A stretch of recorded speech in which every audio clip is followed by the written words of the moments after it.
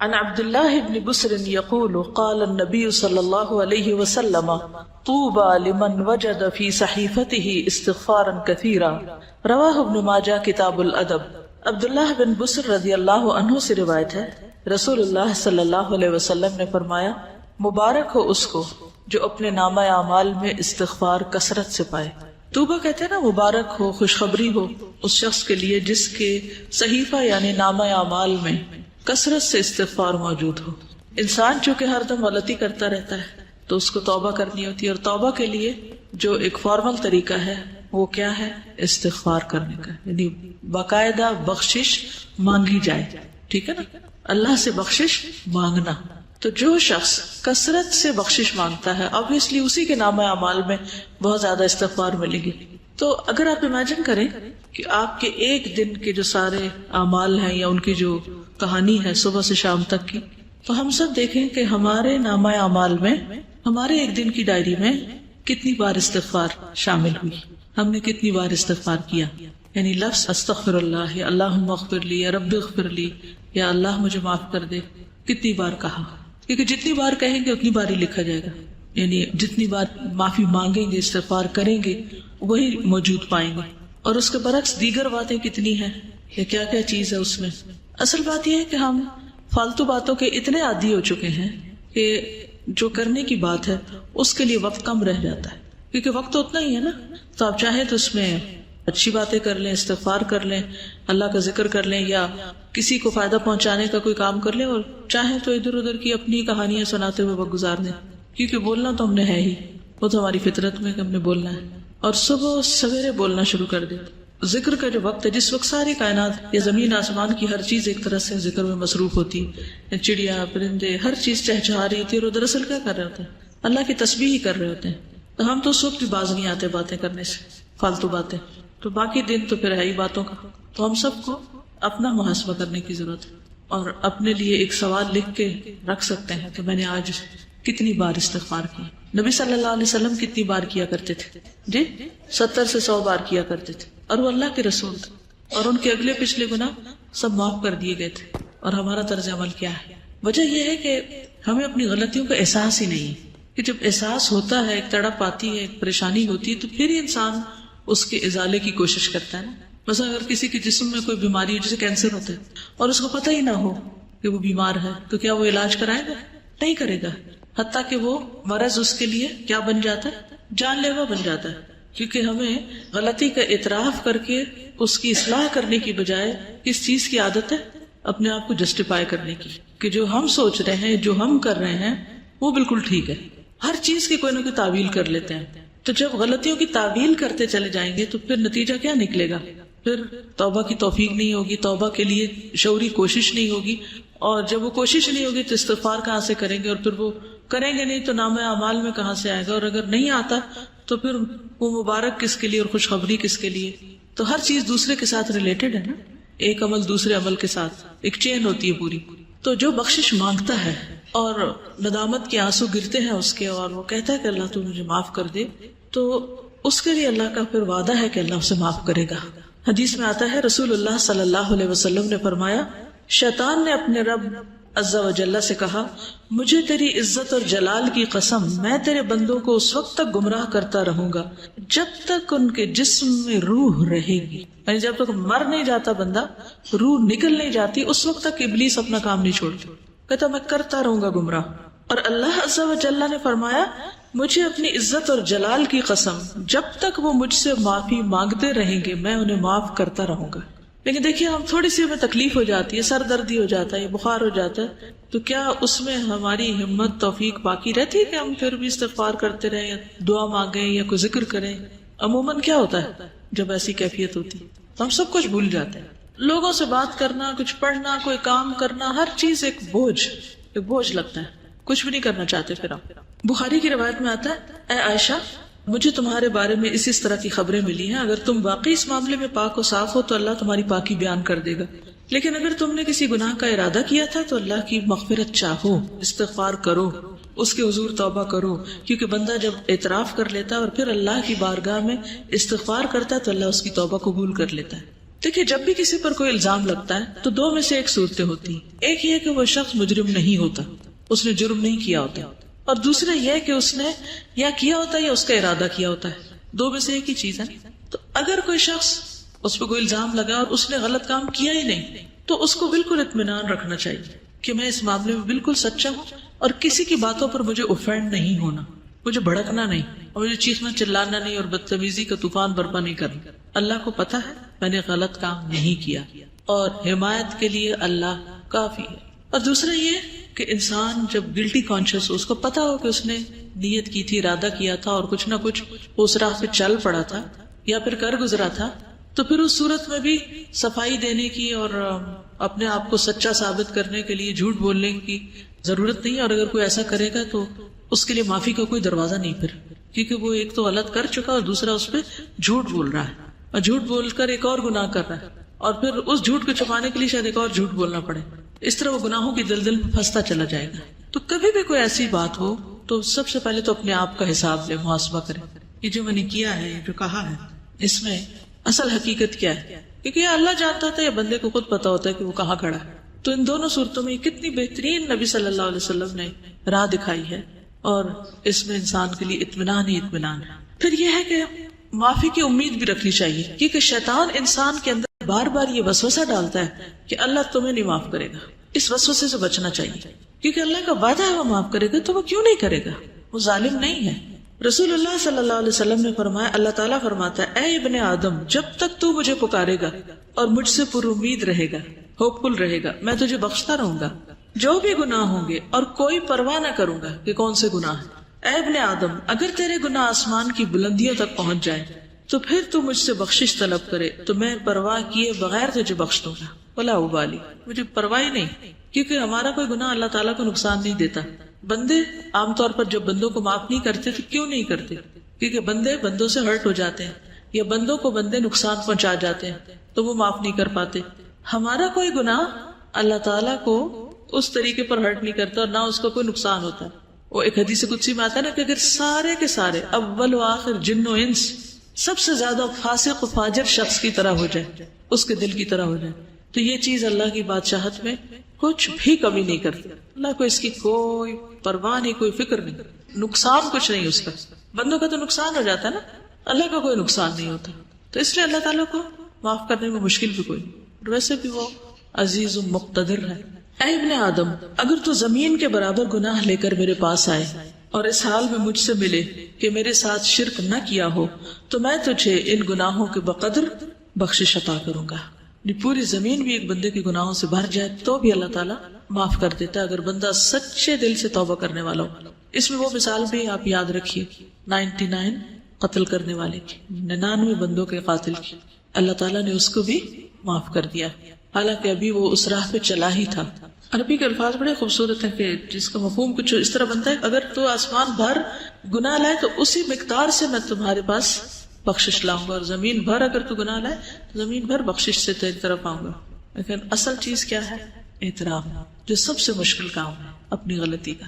یہ کہنا کہ I was wrong, میری غلطی ہے, میں نے غلط کیا, یہ دنیا کا مشکل ترین کام ہے. غلطی کرنے کے بعد عموماً ہم یہی کہتے ہیں میں نہیں غلط, دوسرا بندہ غلط ہے, اس کی غلطی دوسرے کو بلیم کرتے ہیں اور اپنی غلطی بھول جاتے ہیں.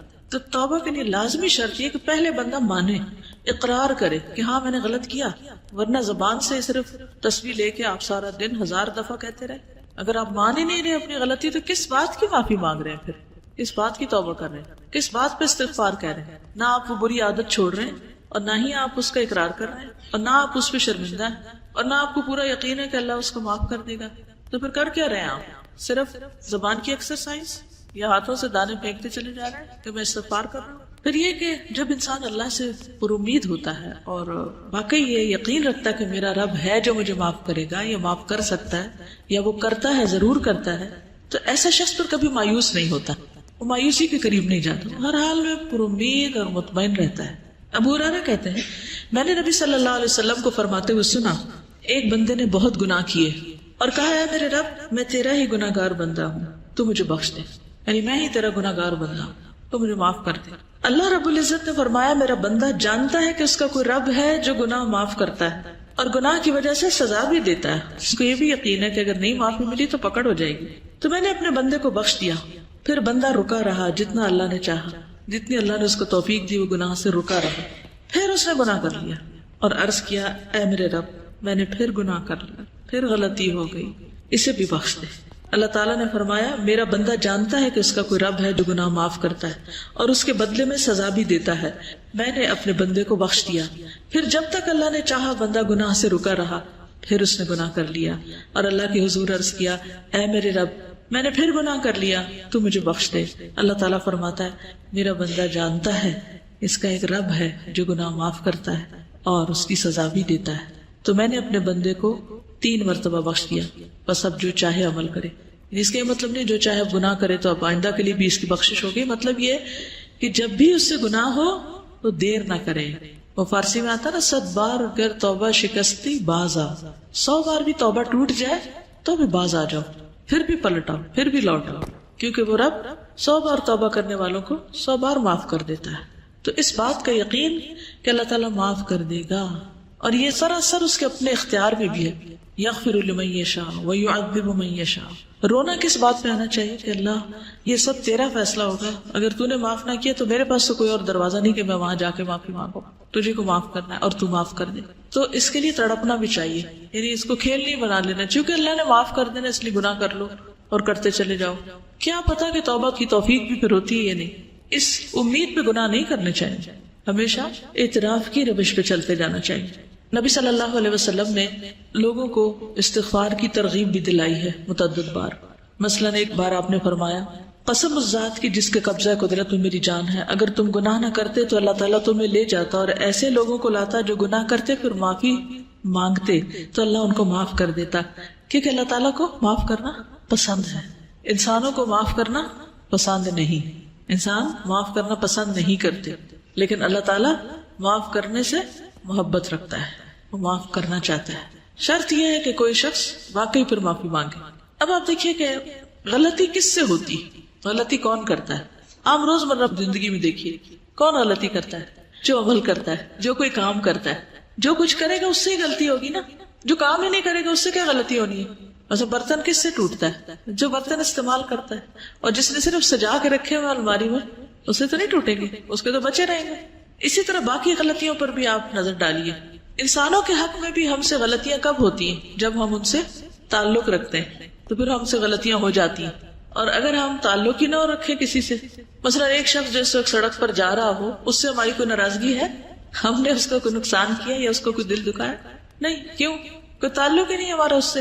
لیکن اپنی بہن سے پوچھیے، اپنی امی سے پوچھیے، اپنے بھائی سے پوچھیے، اپنے ہسبینڈ سے پوچھیے، اپنے بچوں سے پوچھیے، وہ کیا کہیں گے؟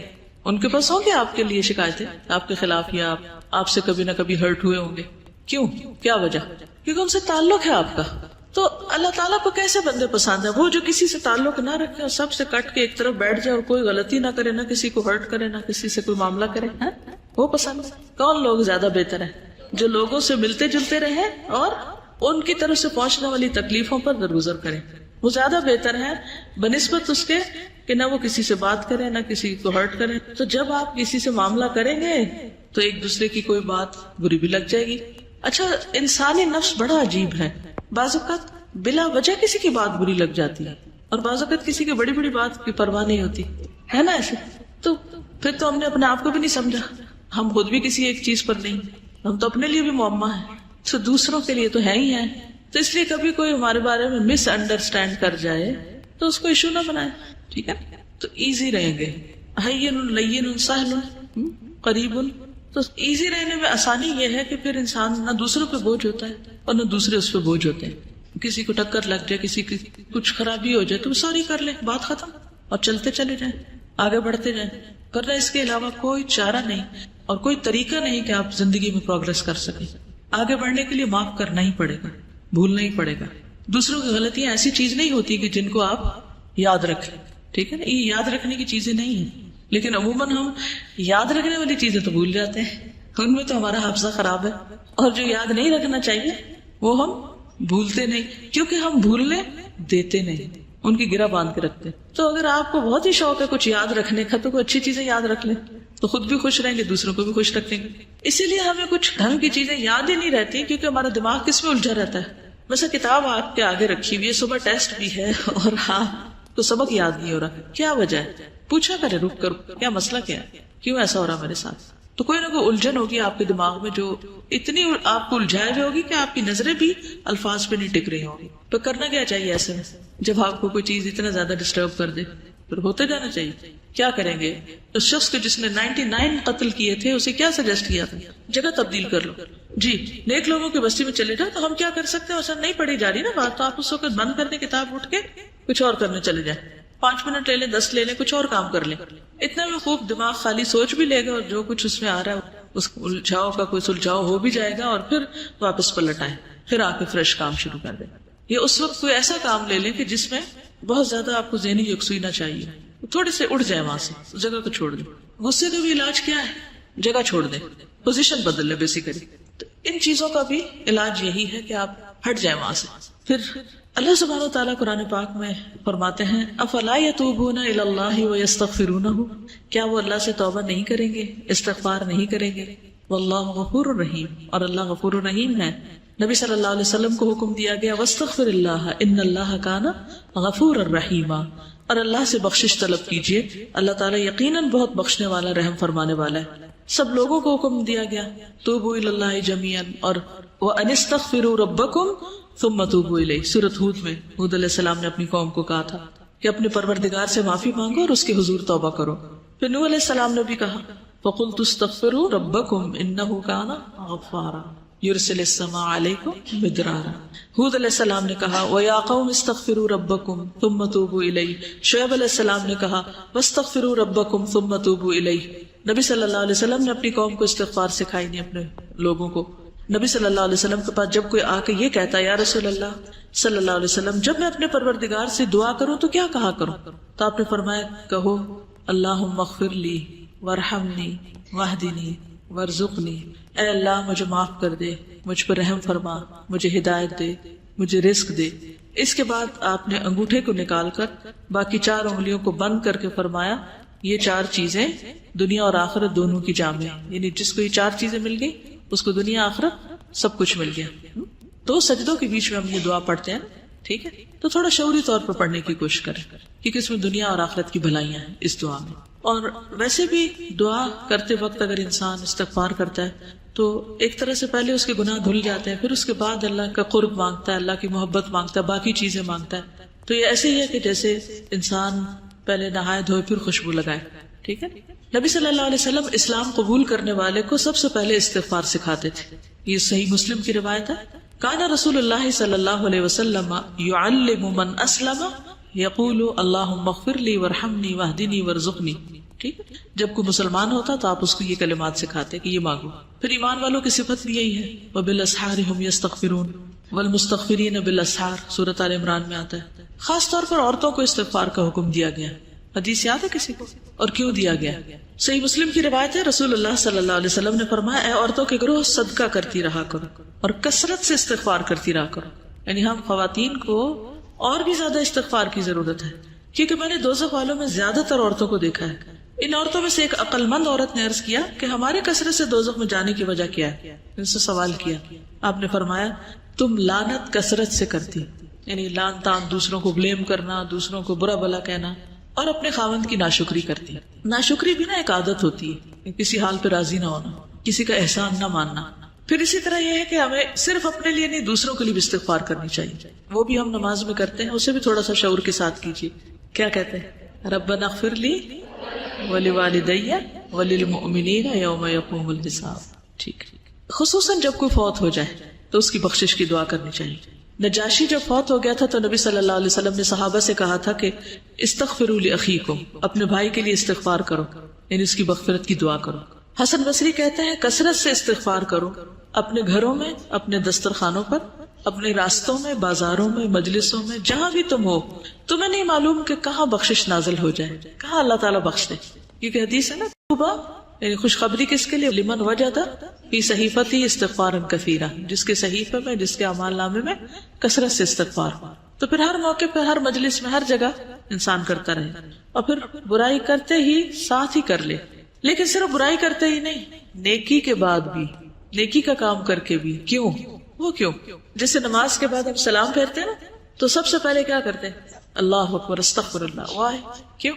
آپ نماز کے اندر بھی غلطیاں ہوتی ہیں، نماز کا حق ہی ادا نہیں کرتے، اور شابش، نیک کام کرتے ہوئے ہو سکتا نیت میں کوئی خرابی ہوگی، اور تکبر سے بھی بچتا ہے انسان کہ ہم اس کا حق ادا نہیں کر پائے. اللہ تو معاف کر دے، ہمیں جو کرنا چاہیے وہ ہم نے نہیں کیا.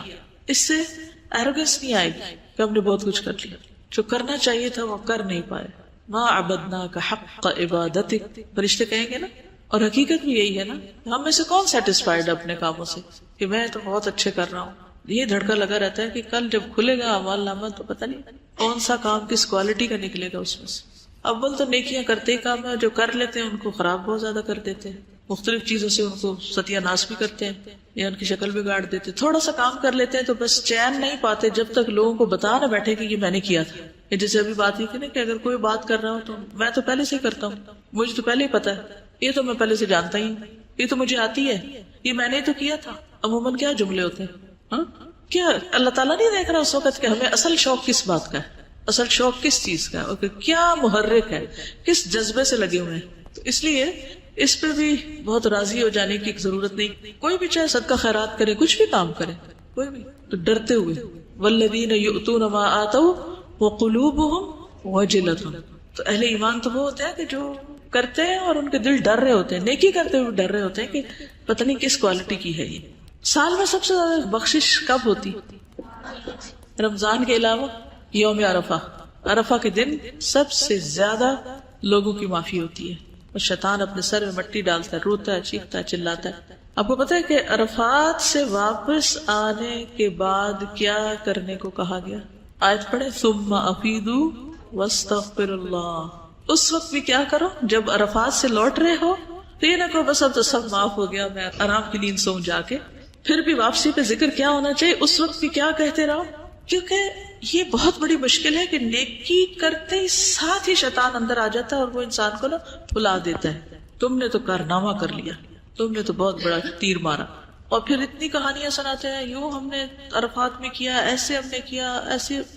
ثم افیدوا من حیث افاض الناس واستغفر اللہ ان اللہ غفور رحیم. اگر کوئی بھی نیک عمل کر کے یہ احساس باقی رہے تو پھر تکبر کا سوال ہی نہ ہے کہ انسان نیکیوں پہ کوئی اپنے آپ کو بڑی چیز سمجھنے لگے. ابراہیم علیہ السلام نے بھی دعا مانگی تھی اپنے لیے، والذی اطمع ان یغفر لی خطیئتی یوم الدین. مجھے امید ہے کہ وہ میری خطائیں معاف کر دے گا قیامت کے دن. حالانکہ وہ ابو الانبیاء ہیں، خلیل اللہ ہیں. موسیٰ علیہ السلام نے کیا کہا؟ قال رب انی ظلمت نفسی فاغفر لی فغفر له. یونس علیہ السلام نے لا الہ الا انت سبحانک انی کنت من الظالمین. داؤد علیہ السلام نے کیا کیا؟ وظن داؤد انما فتناہ فاستغفر ربہ وخر راکعا واناب. اللہ کے جتنے بھی نیک بندے ہیں اور بڑے بڑے نیک کام کرنے والے ہیں، ان سے کہیں کوئی بھول چوک ہوئی تو فوراً پلٹے اللہ کی طرف، اور اللہ نے ان کو معاف کر دیا. خود آدم علیہ السلام نے کیا کہا تھا؟ ربنا ظلمنا انفسنا وان لم تغفر لنا وترحمنا لنکونن من الخاسرین. نبی صلی اللہ علیہ وسلم کی زندگی میں تو خیر کثرت سے ایسی دعائیں ملتی ہیں. آج جب میں آ رہی تھی تو میں دل چاہ رہا تھا کہ کلاس میں جتنی بھی آپ کی مثلاً اس کتاب میں دعائیں ہیں قرآنی یا مسنون، سب کو اگر آپ مارک کر لیں کہ کتنی کثرت سے استغفار کا یا رب اغفر لی کا یا اغفر لنا کا یا فاغفر لی کا لفظ آیا ہے، تو اگر ان کو جمع کریں تو حیرت ہوتی ہے کہ اتنی زیادہ دعاؤں میں بس معافی ہی مانگی گئی ہے. کیونکہ انسان کی اگر معافی ہو جائے تو باقی سب چیزیں تو خود ہی ٹھیک ہو جائیں گی. عمران بن حسین کہتے ہیں کہ نبی صلی اللہ علیہ وسلم کی اکثر دعا یہ ہوتی تھی، اللہم اغفر لی ما اخطأت وما تعمدت وما اسررت وما اعلنت وما جہلت وما تعمدت. اے اللہ میرے ان گناہوں کو معاف فرما جو میں نے غلطی سے کیے یا جان بوجھ کے کیے، چھپ کر کیے، اعلانیہ طور پر کیے، نادانی میں کیے یا جانتے بوجھتے ہوئے کیے. یعنی گناہوں کی بھی قسمیں ہیں نا، کوئی کسی طرح ہو جاتا ہے، کوئی کسی طرح، کوئی کسی طرح. پھر سونے سے پہلے نبی صلی اللہ علیہ وسلم جب بستر پر جاتے، حدیث میں آتا ہے جب آپ تشریف لاتے تو جب لیٹتے، اذا اخذ مضجعه من الليل فقال بسم الله ودعت جنبي اللهم اغفر لي ذنبي واخسأ شیطانی وفک رہانی واجعل لي في الندی الاعلی. اے اللہ تو میرے گناہ بخش دے، میرے شیطان کو ذلیل کر، میری قید کو کھول دے، اور مجھے اعلیٰ و عرفہ مجلس کا ہم نشین کر دے. اعلیٰ و عرفہ مجلس کون سی ہے؟ فرشتے، صالحین وغیرہ. پھر اسی طرح رات میں کسی بھی وقت آپ کی آنکھ کھلتی تو اس وقت بھی دعا کرتے. پھر جب تہجد پڑھتے تو سجدے میں پڑھتے رب اغفر لی ما اسررت وما اعلنت، اللہ میرے پوشیدہ اور ظاہر تمام گناہ معاف کر دے. بیت الخلاء سے واپس باہر آنے پر غفرانک، مسجد سے نکلنے پر. اب آپ دیکھیے کہ مسجد سے نکلنے پر انسان کیا سوچتا ہے، نیک کام کر کے نکلا ہوں، لیکن آپ کی دعا کیا تھی؟ بسم اللہ والصلاۃ والسلام علی رسول اللہ رب اغفر لی وافتح لی ابواب رحمتک. جب نکلتے تھے تو ساتھ ہی بھی پڑھتے. پھر اسی طرح نماز کی جو استفتاح کی دعائیں ہیں ان میں سے بھی ایک دعا ایسی ہے جس میں استغفار آتا ہے. رکوع سجدے میں تو خیر ہے ہی. آتی ہے کسی کو رکوع سجدے کی دعا؟ کیا ہے؟ سبحانک اللہم ربنا وبحمدک اللہم اغفر لی. ٹھیک ہے، آپ سجدے میں یہ دعا بھی پڑھتے تھے، اللہم اغفر لی ذنبی کلہ دقہ وجلہ واولہ وآخرہ وعلانیتہ وسرہ. پھر دو سجدوں کے بیچ میں ایک تھا نا اللہم اغفر لی وارحمنی، دوسری یہ بھی تھی رب اغفر لی. یعنی وہ پڑھنے کے بعد اگر آپ یہ بھی ایڈ کرنا چاہیں تو کر سکتے ہیں. کیونکہ اس دفعہ رمضان میں جب کافی دیر بیٹھے رہتے تھے تو میں سوچتی کہ اچھا 3 دفعہ شاید یہ دعا پڑھ لیں، 5 دفعہ پڑھ لیں، اس کے علاوہ کیا ہوگا، یعنی اور کیا ہوگا جو یہاں پڑھا جا سکتا ہے. تو نبی صلی اللہ علیہ وسلم کثرت سے رب اغفر لی پڑھتے. پھر اسی طرح تشہد میں پھر سلام پھیرنے کے بعد بھی حضرت علی کہتے ہیں کہ رسول اللہ صلی اللہ علیہ وسلم جب نماز سے سلام پھیرتے تو فرماتے اللہم اغفر لی ما قدمت وما اخرت وما اسررت وما اعلنت وما اسرفت وما انت اعلم به منی انت المقدم وانت المؤخر لا الہ الا انت. پھر اسی طرح دن میں چلتے پھرتے کثرت سے آپ استغفار کرتے تھے، 70 سے 100 بار استغفار کرتے. ایک مجلس میں صحابہ کہتے ہیں ہم گنتے تھے تو آپ یعنی 70 بار استغفار کر لیتے تھے ایک مجلس میں. اگر 70 دفعہ استغفار کریں تو باقی باتیں کتنی ہوں گی، اور ہماری مجلس میں کتنی دفعہ استغفار ہوتا ہے. آخر میں بھی کر لیں تو بڑی خوش قسمتی کی یاد رہے کہ اختتام مجلس ہی کی دعا پڑھ لیں. مجلس سے آپ کیا مراد لیتے؟ جیسے یہ درس کلاس ہے یا کچھ اور؟ مثلا کون سی مجلس؟ کوئی بھی گیدرنگ، فرینڈس کی گیدرنگ، فیملی گیدرنگ، شادی کے موقع پر، پارٹی میں، گھر میں، اپنے روم میں، ٹیلی فون پہ، ہاں کوئی بھی گروپ ورک جب کر رہے ہوتے ہیں. اصل میں ہم کہتے تھے ہم سنت کے بڑے پیروکار ہیں، لیکن حقیقت میں روح نہیں پائی ہم نے کہ ہمارے اندر بھی وہ کچھ چیزیں آ جائیں. پھر ہم یہ کہتے ہیں نہیں وہ تو نبی صلی اللہ علیہ وسلم کے لیے خاص تھی. ٹھیک ہے، آپ سے بڑھ کر کسی نے کوئی بڑا کام نہیں کیا.